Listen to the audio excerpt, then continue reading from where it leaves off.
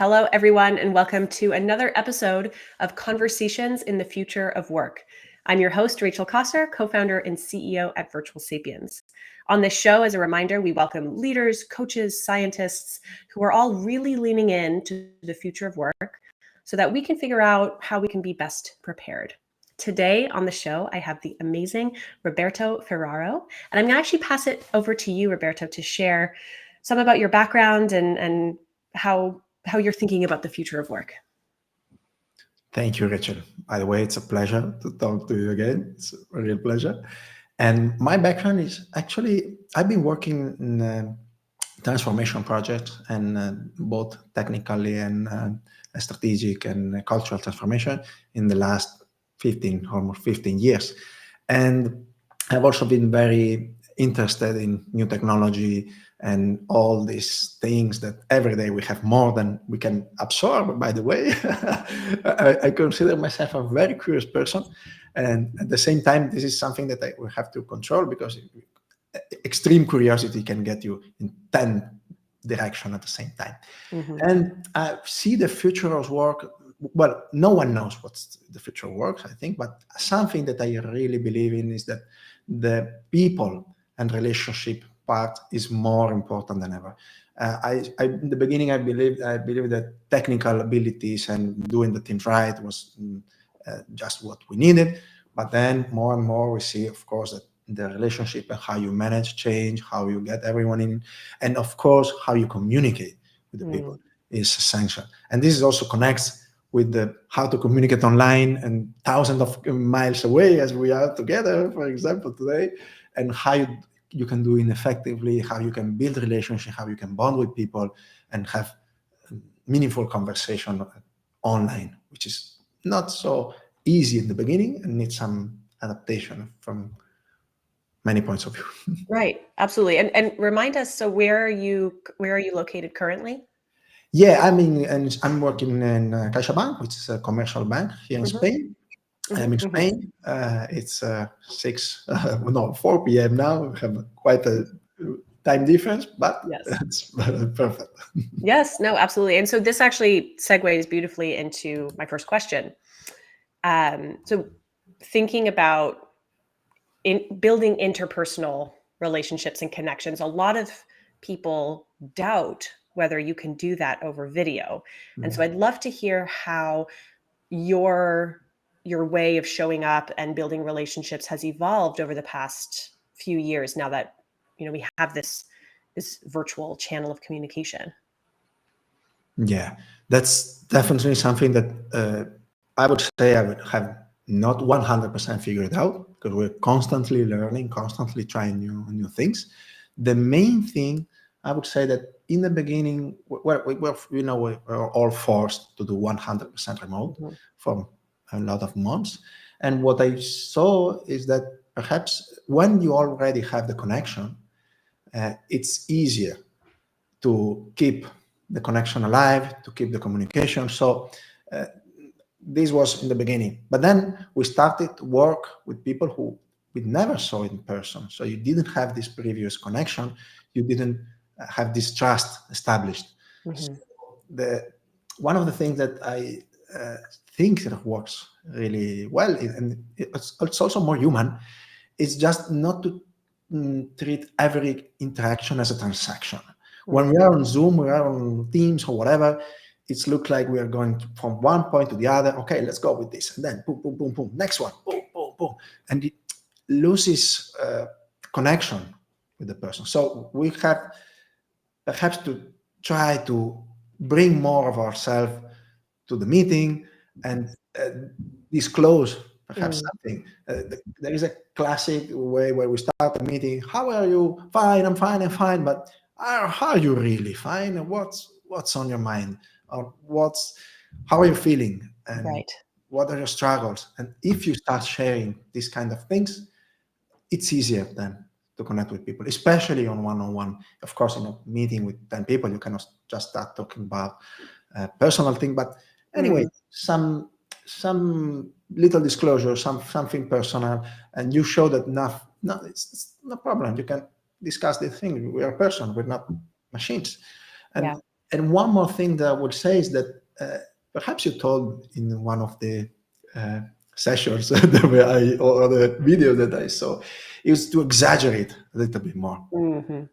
And when you're talking to someone like standing in person, like it looks like fine, but then when you're on video, it looks like you're a little tired, so you have to move more and Yes. make it clear that you're engaged. And Yes. this also helps to other person to know that you are listening to them. And I Right. also expect sometimes to people to do it more, but okay, this is something that we all learn. And when I see that, okay, probably he's not disengaged or she's not disengaged, he's just uh, doing like this, and I cannot see because the tile is so small. Mm-hmm. Mm-hmm. Right. Yeah. What I loved about what you just shared is there was more of a kind of strategic conversation-based change that you can make, right? So instead of jumping on these calls and being like, all right, agenda item 1, right? Mhm. Taking a moment to really check in with people can help build that foundation of trust and rapport that so many of us are missing on video. But then you also brought up some of the kind of communication behaviors that need to evolve a little bit on video, right? I think a lot of people tend to stop at my camera's on, you can see me sort of, that's enough. And it's like, actually, no, you have to almost think of this camera as the person you're talking to, Yeah. right? And understand that the person on the other side, on the receiving end, is it's like you're in person, but you have to orient yourself towards the lens, which can feel a little different. So, and you're right, these things take time to change. It's slightly new habits and new behaviors. So, we have to be patient with ourselves and our colleagues, but it's great to hear that you're thinking about it in this way. Yeah. And I will also say that not always video is the best way. Sometimes to establish connection, perhaps you just a call, and when you only hear the voice, you focus on the voice, you focus on the person, and then everything else fades out. You can mix. It's not black or white. It's not okay. Now it's only video. It's not just okay. Video is bad because you tune out or whatever. So Right. it's finding this mix, and also instant messaging. It's a mix of a lot of things, and not every person likes to be contacted with the same way. So you have also to adapt to the other person. If someone Mm-hmm. likes audio, okay, you call. If someone is always focused and prefers on not synchronous communication, you can also do the way and choose when to call or when to make a video. So Mm-hmm. constantly evolving, and also being aware of how your message comes across. And this is one of the challenges, because we can ask how did I Yeah. look like, did you feel listened to, and this also builds trust. Yes. Yes, absolutely. No, that's a great point. I love that. It doesn't always have to be video, right? We can communicate in diverse ways depending on the context and preferences. So wonderful point. So next up, I know from some of your amazing LinkedIn content and sharing that you've made some investments and changes to your virtual environment. So I'd love if you could share with our audience some of your favorite new investments or investments that you've done over the past few years to kind of level up your virtual presence and your virtual experience. I love this. This is by the way, this is one of the most fun part, because I love this technology and trying new stuff. By the way, perhaps the best way is to show you. So let me make a quick. Oh, Okay, this is. Let me tell me if it shows. You can see. oh yes, right. So we see the lights, Okay. we see the screens. Exactly. So this is how it's now. I Yeah. have two lights on one each side, because the lighting is very important, because Yes. when you don't, when you have the light on the back, you are all black, and they don't see your expression and everything. So I have one light up. Mhm. Then I have four screen, which is not the 100% more common setup, but the way to put in the four screens, because the camera is in the middle, so I can Yes. put the other person in the middle, and for example, now you are exactly in the center, so I can look into you without Yes. staring into a camera. Then the microphone, this is my last addition. I can have a stand which let me put the hand on the keyboard and not be in the middle. Then I have one nice, which is on a Stream Deck, which I can click all of these macros and shortcuts. Okay, but I would Wow. say that the best stuff is the light, camera, and then the microphone. And then, of course, all the background, I think, Yeah. is very important also because, which, by the way, it's one of the things that in the beginning I was experimenting with these green screens. Mhm. And I'm not a big fan of these anymore because it looks like more natural to see what's behind. So if I see someone who's always have a screen, okay, maybe it's a company policy or whatever, or you don't have a perfect setup. But if you can show what's in the back, I think it's much better. It's not make or break, but if you can, I think it's nice because you see the real setup. It's not like, okay, what's behind. Yes, absolutely. You help people focus on you and the conversation instead of wondering what you Yeah. might be hiding. Exactly. Yeah. And perhaps Right. it's just a psychological point. No one is. I'm not thinking about. Oh, you don't have the real background. You're hiding something, but maybe something on the back of your mind that you just. Yep. What's that? Yeah. Right. Yes. No, I think you bring up a good point. I mean, psychologically, we like to understand where people are within the context of their experience. And if we can't place you, it it's just a little Yeah. it's almost like you're floating around and it's harder to understand what your experience might be like, and then it makes it harder to relate to that person, right? Whereas with a very real background, we can see like, okay, you've got some nice plants and some art choices and this like beautiful clean room, like it looks very comfortable. I think what one of our advisors at Virtual Sapiens has also shared that you can help calm people on the other Mm. end by how you design your background, right? Things Oh, like yeah. plants and greens and blues help people feel a little more relaxed, right? Oh, I love that. And by the way, this reminds me of a person who helped me, which, by the way, hi Nick, thank you for your your tips. He said to me, "Okay, this couch looks very nice, and for your coaching session is amazing." And he said, "Think about substituting this. This would be like magic from one moment to the other. If you are not doing coaching with the library of some books, some shelves, so Right. it's more dynamic." And I thought, "Wow, this would be amazing." Yes, that would be cool. You would need some assistance to like help Like, like stay on top. Yes. A set change, as they say in yeah, the ballet exactly. world. Yeah. I love that. In terms of I'm just curious, and maybe you don't have any. I know I do, but do you have any major pet peeves when you're communicating with colleagues on video? Things that they may do or not do that you find frustrating? Oh yeah, I have one. Uh, Probably I have more than one, but the most one is that when I see, and this is happens also to me. I'm not guilt free or perfect.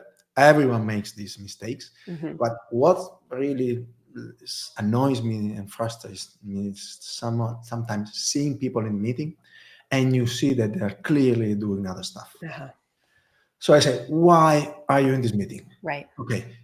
If you want to see what's on, maybe now with this automation, copilot, all this kind of thing, maybe we will get to a point where all the meeting will be recorded and only the people who really needs to participate and Yeah. who really need to give their opinion are in the meeting. Right. And this is also, imagine a meeting where we are 10 people Mhm. and 10, on this 10, 6 have no camera first. Yeah. What are they doing? In the four, two are talking, and they're in a discussion or a conversation, and the other two are doing other stuff. And you see because they move around the things, and you see the light when you don't think that you see, but you can see because when you move a screen or you open an email, the light comes from one side, then from the other, and then you move your eye. It's clear that you're doing other stuff. So this is really like something that in person we would never do, but on video, we say, okay, I will just do this and that, do that. And maybe you are talking about at the same topic to another person, but you never know. So Yep. this is a real challenge. Yes, it's I was having this exact conversation last week with some colleagues at a conference, and it's always fascinating to me how people overestimate their ability to multitask, Yeah. right? Because in these meetings that you describe, people are doing other things, checking emails, checking Slack, whatever, and they're like, no, but I'm listening. I hear you. I'm and it's like not effectively, not really effectively, Yeah. right? And I think to your point earlier of not everything needs to be a video meeting, but if in an ideal world, if a conversation has been set up as a video call, the people on the call should be present and participating in the conversation and active, right? Because you're right that this is a shared moment in real time. It's not like you're reviewing a recording after the fact. It can be a very human experience, but just because you think you're being effective as a multitasker, or that you think that maybe you're being subtle, because that's the other thing. People are like, I don't think anyone can really tell that, like, I'm like doing all this clicking around or whatever. It's like pretty obvious. Absolutely. Yes. Yeah. Yeah. Yeah.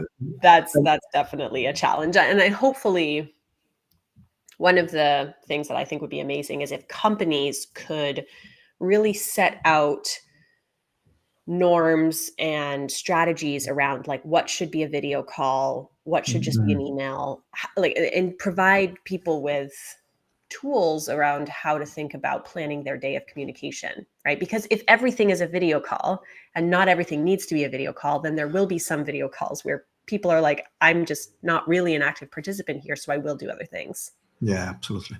right? It's so easy to forward a meeting, so it has zero cost for the people, for the person forwarding, and so the other person say, okay, I have to say yes, perhaps, and you feel the commitment to accept because you can do other things, and it doesn't cost you anything, but then it costs to the other people because there is a person in the meeting who is not participating, who is just in a multitude, and then I think the trust goes down. Yes. Yeah. Yep, absolutely. Yeah. The last question for today is more related to, like zooming out more. So not just specific to the technology changes you've made, but how do you think AI specifically is going to come into the equation and help or hurt the future of work? Wow, this is $1 million question. Probably no one has the answer. If I had it, I would have just bet on everything on that. But my view, well, first, something that came to my mind when you talk about this different type of meeting. I would love, for example, to see an AI which is automatically connected to a meeting, is listening for me. I'm not in the meeting, and then pops up, hello, hey, Roberto, someone asked you a question. Please connect and now be present. I would love that because it would mean that we will be people on waiting, for example, on the fence, not participating, not hindering the meeting. And then when something comes up, they connect, they participate, and they disconnect. This would be amazing. More in general, okay, I'm very, very interested and I love to experiment this with all things AI because I think that we want it or not, we will have it in the future. So it's better to put ourselves into it, look, have your own opinion and try because if not, someone else will tell how to do it. And what I really believe is that separating two type of tasks, the what I call inside tasks and the outside. So I would love to automate everything, my whole process of archiving information, classify all this internal work, 100% automation. But then on the other side, I will see, say, almost zero automation for the one-on-one interaction. I see a big opportunity on our side to eliminate stuff that we don't want, to automate everything and to have access instantly to everything that we have. At the same time, for example, on social media, on emails, I'm starting to see, this automatically AI generated stuff, which is, it feels like it's just crap, and you see where it is, and so it takes out the human connection from the relationship, and this is Right. a real challenge. So Yeah. how to automate the good stuff, the stuff that really is worth automating, and to preserve and to enhance, if we can, the connection and the relationship. This would be the Right. biggest challenge for me. Right. Yeah. I going back to your first idea, I think some of Google's AI tools are now able to join meetings on your behalf. Mm, And I think you can also submit topics or points or questions that you had with your bot, so that not only do you not need to be there, but anything you wanted to ask during that time can be asked on your behalf. I think there's a wait list for it. I don't think it's like super publicly available, mm. but you can check it out. Duet, I think I'm not sure the name of it, but I check will it definitely out. check. I'll see if I can find it and send it to you after. But so we're getting there. Yeah, it will get there because I We're getting there. think that it's a pain, and if it has a pain, probably someone's going to pay for having this pain Yeah. removed. I would pay for that, by the way. Sure. Yes. Yes. Totally. Yeah. And I think to me, there's always this fascinating line between, as you mentioned, automating repeatable tasks with consistency, which is super effective, and then like removing the human connection entirely, right? And so there are some tasks that are perfect for this automation and AI application, and then there are some tasks or elements of your life that it it's it would be such a shame to lose, to have people know that they're not ever being reached out to, or not likely being reached out to by a human, but they're being reached out to by some AI automation. It's hard to connect with that and take that seriously. Yeah, Um, you know, absolutely. And now that you mention, another good thing that I really hope we see soon is like transparency. When you see something, okay, this comment is generated from AI, this was a real person, this was edited, so you can just see when it's a bot and when it's a person behind. yes, So, that I love that point. At Virtual Sapiens, we're so intent on using our technology to help build human skills and to mm, help the humans develop more communication expertise and confidence.